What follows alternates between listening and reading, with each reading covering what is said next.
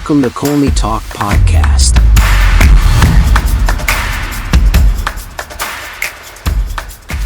Hello everyone, hope you're doing well. Welcome to another exciting episode of Colney Talk Podcast, your bite-sized breakdown show. I'm your host Alex. First-time listeners, glad to have you here. And to my returning guests, thank you for sticking with me. As always, I talk a bit about the Arsenal match and pick out my top 3 players who shined and one odd player not good enough I get to call out. Another Champions League night, another Saka masterclass. How good are our academy talents? And there's some pipeline coming through. Louis Skelly starting, young guns making waves, and we're cruising past Monaco. But seriously though, can Jesus find his scoring boots again? If it's not in this competition, which he really does excel, I wonder which one. I feel like we continue to put our arms around him and do more, push, challenge. Something's got to unlock that Jesus that we've known and seen in the past 2 seasons, and we need him to show up again. Okay, let's kick this off. First half, Arsenal's dominance was on point. Pressing in controlled aggression, forcing Monaco, especially as they tried to build up. They played similar to our style, but I think, pressed harder in breaking that build-up formation that they're trying to create. The good part for Arsenal in the first half, our ability to sustain pressure and pin Monaco back for long stretches of time. However, there were moments that didn't reflect how well we played. The first half, there wasn't much to talk about as good highlights. There were moments to think about the way we played the formation. It really felt like a chess match. No one ready to show their cards, playing in some different style. But this all could be a tactic, so, I'm no coach, so I don't know better. But it was a mixed bag for me. Saka's opener in the 34th minute was a thing of beauty. That was a slow cookie moment to pounce and execute. But let's talk about those missed chances. Jesus, oh boy.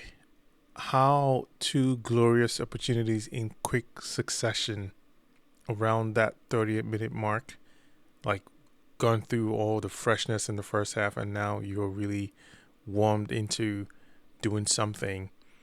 And Monaco's keeper just might as well have been wearing the cape to disallow any chances from Jesus.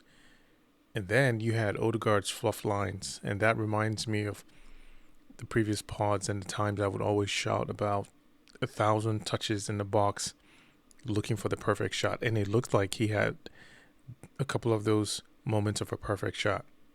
It may sound like I'm critical, but I think it negates that ability to touch the ball 1-2 times before letting it out. So it brought back those memories, which I really don't like. And are we allergic to clinical finishing? We definitely need badass finishing against top teams in this top competition, and bringing that finesse without wasting too much time or without delaying in our execution, because we do everything, but when it comes to finishing, there is just something that is different. It has affected our top players, Jesus number 1, but we can't allow this to affect the rest. And now there's the separation between our top players and who we can rely on more than anything else. And Odegaard showing a little bit of that in this game was not good at all. Seriously, how many more chances could we have had to put this game to bed early? So there's so much that I will talk about that. But, let's not forget our defensive structure was generally solid. Rice and Merino played well enough to manage Monaco's pressing, but we weren't fully convincing. And I think our rhythm was in the best form in terms of showing how much we could handle everything coming from Monaco. Monaco swung hard. They played their own style and tried to show their own effect from 37-minute mark, I think, with Golovин's strike that was inches wide of Raya's post. So that was the first attempt that was meaningful. And I think that was most of the excitement in the first half, as I said. Not much going on.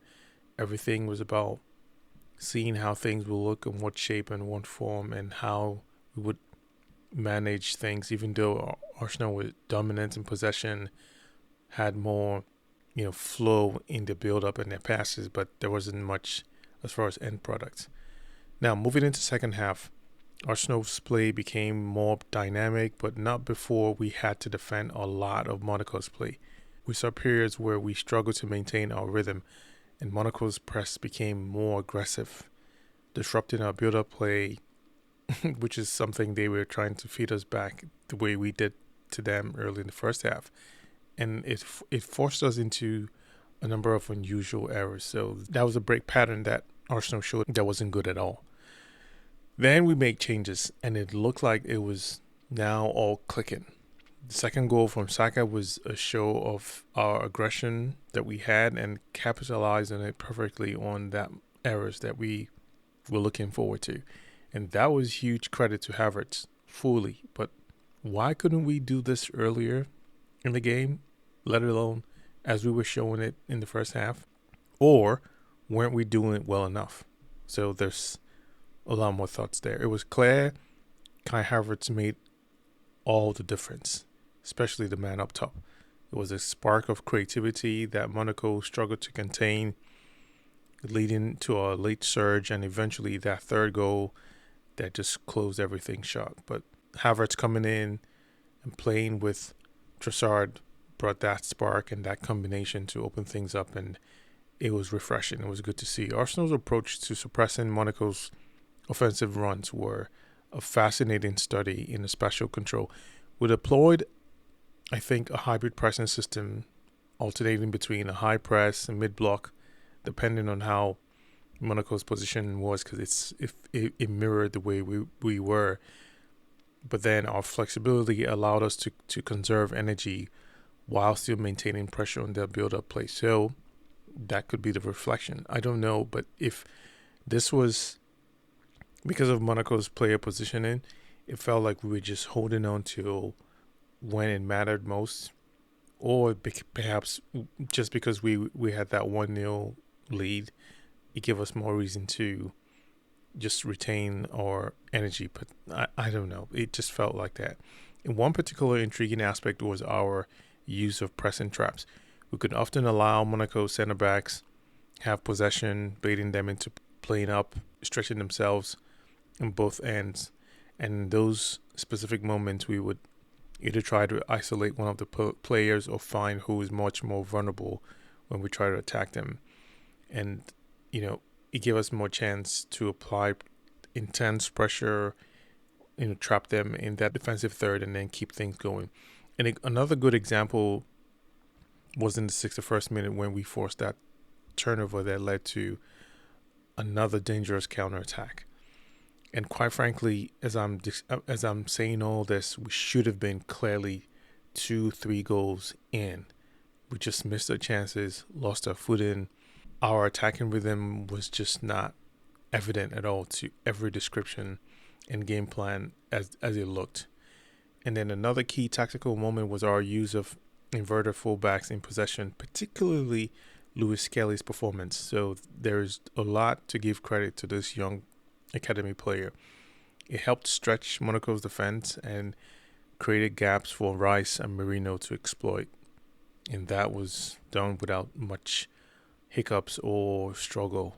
He played his part, held his own, and was very comfortable. Those were part of the games that made me smile a lot more. Lewis Skelly kid, he's really promising, and I was in awe how direct Ethan Waneri was. Dribbles and shots from him were impactful enough. We possibly could have gotten another goal, either by him or an assist. So that right there from these two young players showing and having an impact in this game is amazing. In the end, we played well for the home crowd, and I think achieved our goal in the group stage match, albeit this new format for Champions League. And there's a lot more that we would look ahead and figure out what other combinations or players that we think are worthy to start. But we'll get to that. For now, let me talk about my top 3 standout performance for this match. First player, you guessed it, Saka, constant thorn in Monaco's side. His first moment of brilliance came in that 34th minute when he tucked in Gabriel Jesus' cross for that opener, which we should have been 2-3 goals in before that. And then in the 42nd minute, his pressing, forcing a turnover in Monaco's half, led to the counter attack that I described earlier. His second goal showcased how good his instincts were, capitalizing on another defensive error, and that felt like the way we could show our flair and our attacking chances, where we would force them into mistakes. And that went on in the same with 85th minute. Saka's quick feet bamboozled two Monaco's defenders, creating space for a shot that led to Havertz's goal. Or you can call that a shared goal, because that really came from Saka, but then Havertz was there to direct it to the right place. So either way, both players enjoyed that, and that was great. Finally, his overall movement and positioning throughout that match made him head above shoulders in terms of Arsenal's forward plays, and making sure that he created the overloads to find Odegaard in the box, and how he was trying to get himself a shot. But again, I wish Odegaard did better. Second player, Partey. He was decent in right back, and he provided a solid attacking service for Saka. And that's huge, because we can see in previous games where Saka doesn't get the service, and you can see his performance suffer. So there's a lot of credit that goes to Partey making sure that he was served. Obviously, Odegaard was there to make sure that happened a lot more, but there's still the contribution that Partey provides, or his presence, that doesn't give a reason for Saka to compromise on his attacking plans and position going forward, and rather coming back to support Partey defensively, which even when he did, it didn't seem like he needed to do a whole lot more, rather go forward and get those run plays that he needed. So, that was really good for him. And one of Partey's executed tackles stopped a promising Monaco's attack going forward. His range of passing was on full display, as you know, with a number of cross-field ball passes to Saka that split defenses wide.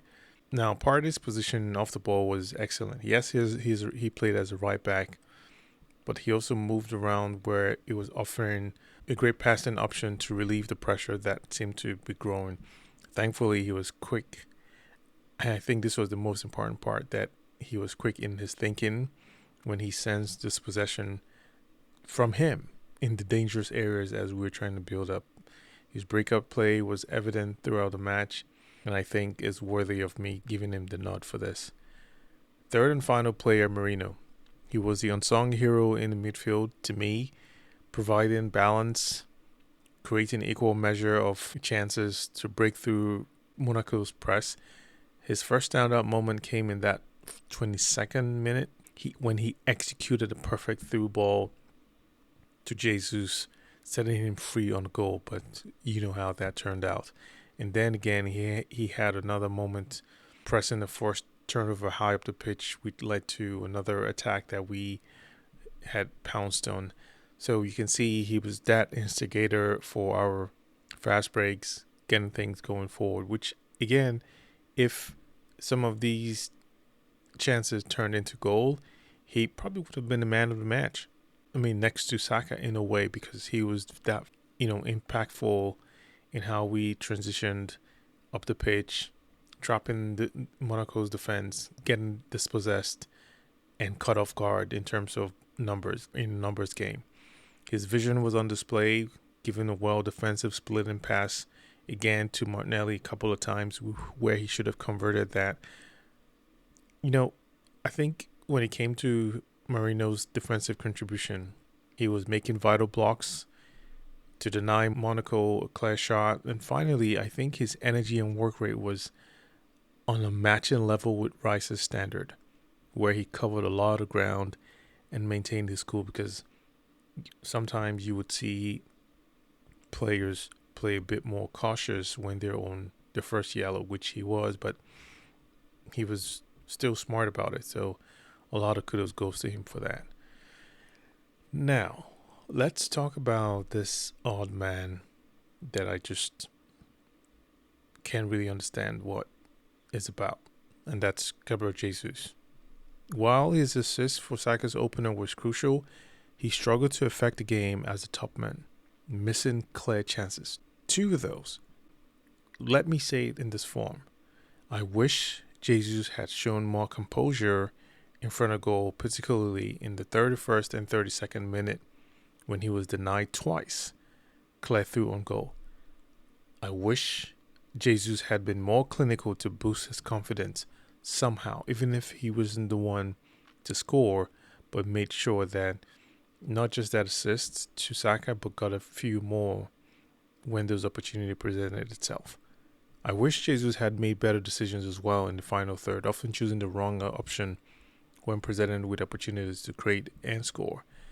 I wish Jesus had been more aggressive in terms of his pressing, and he does that well. And in this time, there were moments when he allowed Monaco's defense too much time on the ball where he shouldn't have been. I think he can find his confidence back when he goes back to the way of his pressing and his defensive presence, because his quality in that regard is second to none. And finally, I wish Jesus had been more involved in the build-up play, as there were long periods of the game where he seemed isolated from the rest of the team. Havertz has suffered something like this, but his runs, his combination, or when he drops to pick up the ball, gets a bit better. There's just a difference. This is not confirmation bias, but it shows itself. And you can see when he left the pitch and Havertz came on, it was very clear. So there's a lot there. But those are my wishes, and I think that's just the best way for me to call him out in a poor game that I wish he could have done more. So that's that. This win puts us where we want to be in this new format. I wonder how the remaining games will look in terms of squad players who will start, or how things would look, because we need to preserve our main players from injuries that we're dealing with right now. The performance of young Miles Lewis-Skelly in the first Champions League start, that was particularly encouraging for me, and that's offering something unique, especially at left back, that we have bodies just dropping in. We need to have some consistency there, and playing a crucial role in the opening goal, that's really, really awesome. His ability to invert and overload the midfield when Arsenal were in possession provided that new dimension from a young player having the intelligence to play without having a lot of struggles and adjustments. So that's really good. And Monaco, they struggled to deal with it. So you can see he stood his own. I mean, that was a really good display from the academy champs. Now, looking ahead, how would Arteta integrate more minutes for Lewis-Skelly and Ethan Nwaneri in the first team without disrupting the established system? They are a part of the established system, so let's see how much and how far that would go. I mean, can we also find a way to get Jesus firing if he mixes it up with these young players? I don't know. There's all these combinations are to find something and see it work. So let's see if we can afford ourselves the opportunity to make those mix and matches happen. But for now, let's enjoy this victory. Let's savor it. We've done the job. I think we've accomplished what we set out to do for this Champions League campaign before we get into knockout round. The excitement for me is seeing how our academy products keep shining at the biggest stage. It says a lot, and it tells the other players that we are hoping to fall in line, follow through with the same path. All right, that will do it for this episode. Thank you all for tuning in. Remember, if you enjoyed this, like, subscribe, and share it with your fellow Gunners. Until next time.